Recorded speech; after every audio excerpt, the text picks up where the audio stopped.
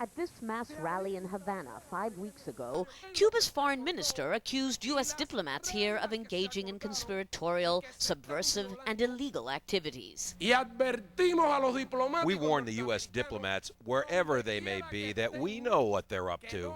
Unbeknownst to the foreign minister, among the 300,000-strong crowd was Washington's top diplomat in Cuba. In my country, and I think in most countries, if you're accused, you should be there to defend yourself. Even her staunchest political foes say Vicky Huddleston has cojones.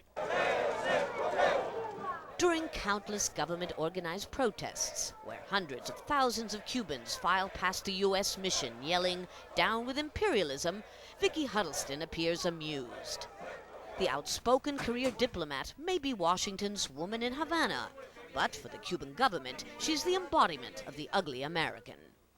Her latest sin, giving away thousands of these little shortwave radios to Cuban citizens. You can move the dial around and find Radio Libre, Havana, Cuba, and the Tribuna Abierta denouncing the United States, or you can move it around some more and find Radio Marti talking about the need for democracy in Cuba. Certainly the Cuban government would argue that is an undiplomatic and unfriendly gesture on your part.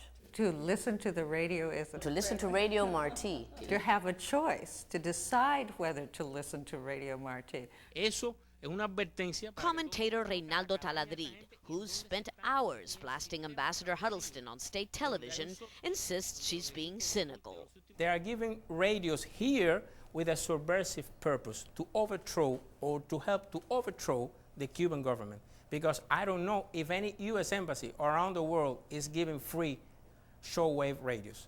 Ambassador Huddleston makes no apologies for openly criticizing the Cuban government at every opportunity. We're here.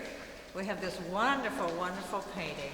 The paintings exhibited at her residence as part of the Art in Embassies program are deliberately those of Cuban exiles or Cuban American artists who can't exhibit their works in Cuba. A really, really powerful statement. A petite but tough woman who, like the president she represents, doesn't want to give even an inch to her communist hosts. Lucia Newman, CNN, Havana.